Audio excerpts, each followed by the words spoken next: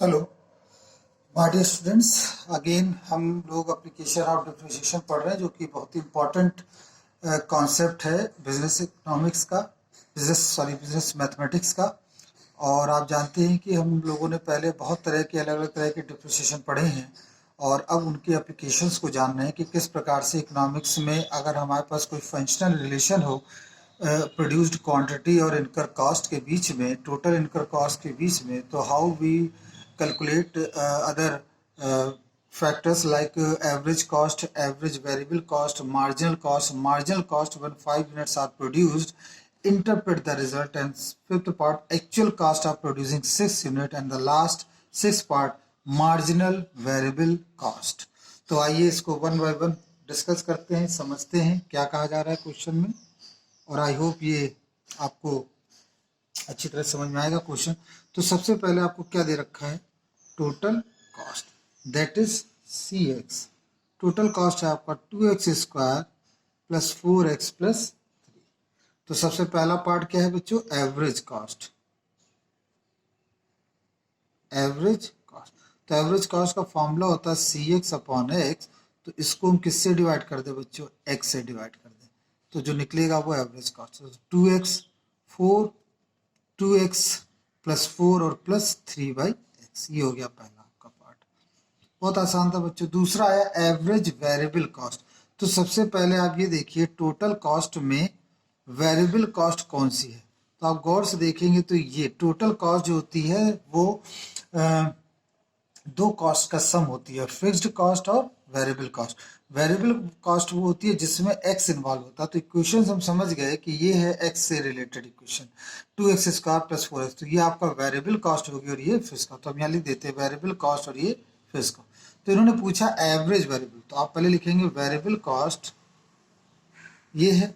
तो अब इन्होंने जैसे हमसे कहा कि नहीं एवरेज वेरिएबल कॉस्ट बताए, तो average variable cost is equal to, जब भी कभी एवरेज वर्ड आए हमेशा x से हमसे डिवाइड करें, तो ये आ जाएगा 2x और 4। तो ये एवरेज वेरिएबल कॉस्ट बच्चों ये हो गया। मेरे ख्याल से समझ में आया होगा, क्योंकि हमने आपको क्लियर कर दिया कि जो इक्वेशन दी हो उसमें x पर डिपेंडेंट जो पार्ट होगा वो आपका वेरिएबल कॉस्ट होगा, और जो x से इंडिपेंडेंट पार्ट मींस जो कांस्टेंट होगा वो आपका फिक्स्ड कॉस्ट होगा। तो ये सेकंड पार्ट हुआ। Now what about third part.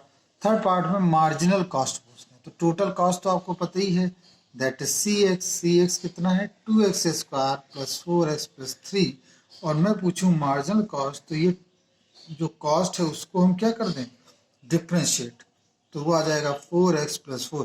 इसके बारे में बहुत डीपली मैंने एक्सप्लेन कर रखा है, आप वो सारे वीडियो देखेंगे डिफ्रेंशिएशन के तो आपको क्लियर हो जाएंगे। इसके बाद क्वेश्चन में पूछा गया फोर्थ पार्ट, कह रहे हैं मार्जिनल कॉस्ट बताओ when 5 units are produce, interpret the result. तो देखिए मार्जिनल कॉस्ट तो हमने ये निकाला है 4x प्लस 4 मार्जिनल कॉस्ट, और यहाँ हम लिख देते हैं x is equal to 5 unit. तो 4 ब्रैकेट में 5 प्लस 4 20 प्लस 4 दैट गिव्स 24।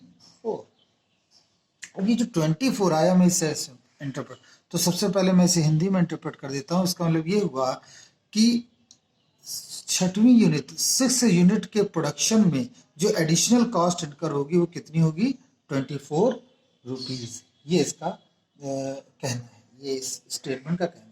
तो यहाँ पर लिखेंगे प्रोडक्शन, अगर हम प्रोडक्शन 1 यूनिट बढ़ाएं, मतलब ये 5 यूनिट का इतना है, सॉरी 5 यूनिट का जो मार्जिनल कॉस्ट मतलब x इक्वल टू 5 का 24। इसका मतलब ये हुआ कि जो अगली एडिशनल यूनिट हम प्रोड्यूस करेंगे उसमें जो कॉस्ट इनकर होगी वो 24 यूनिट होगी।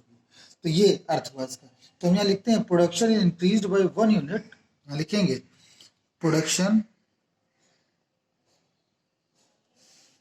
increased by 1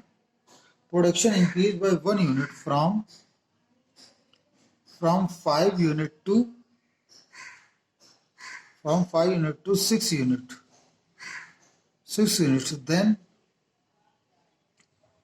Then the cost of an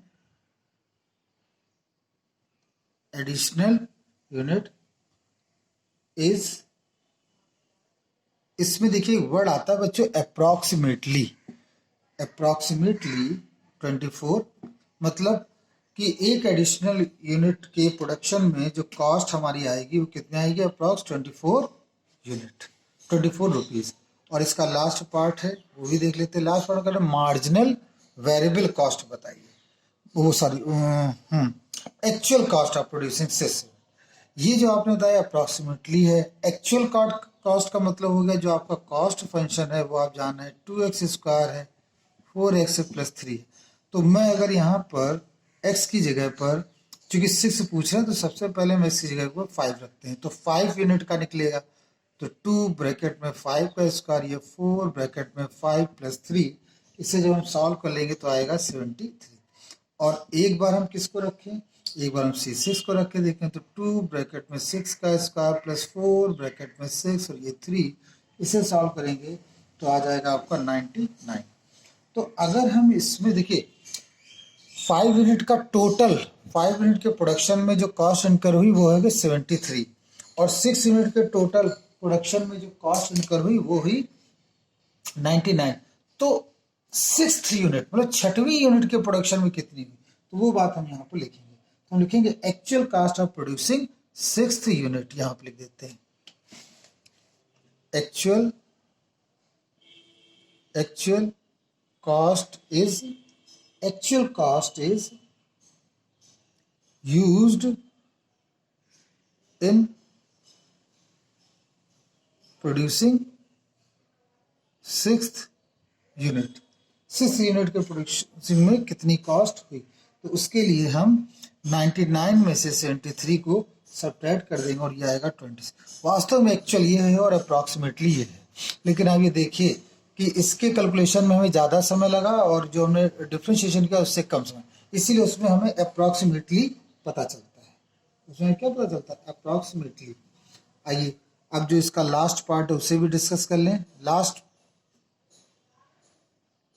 ये 5वां था, ये 6ठा, मार्जिनल वेरिएबल कॉस्ट बतानी। तो आप यहाँ देखिए वेरिएबल, मार्जिनल वेरिएबल कॉस्ट है, तो इसमें देखिए वेरिएबल कॉस्ट है, वेरिएबल कॉस्ट को हम डिफ्रेंशिएट करें केवल तो निकलेगा मार्जिनल वेरिएबल कॉस्ट। तो इसको हम ऐसे लिखेंगे और यहाँ लिख देंगे वेरिएबल कॉस्ट। तो आपने पहले देखा था वेरिएबल कॉस्ट कितनी थी आपकी, वो थी 2x² + 4x और अपॉन में dx, और इसे सॉल्व करेंगे तो 4x + 4 आए। तो ये आपकी मार्जिनल वेरिएबल कॉस्ट आई। तो आई होप ये आपको क्वेश्चन पूरा एक कंप्लीट पैकेज है पूरा डिफ्रेंशिएशन का, ये आपको समझ में आया होगा। और इसको बार बार देखिए, बार बार समझिए, इन क्वेश्चंस को कॉपी पर नोट कर लीजिए, ये आपके प्रॉपर नोट्स हैं जिससे कि आप एग्जाम्स की अच्छी तैयारी कर पाएँ। Thank you very much.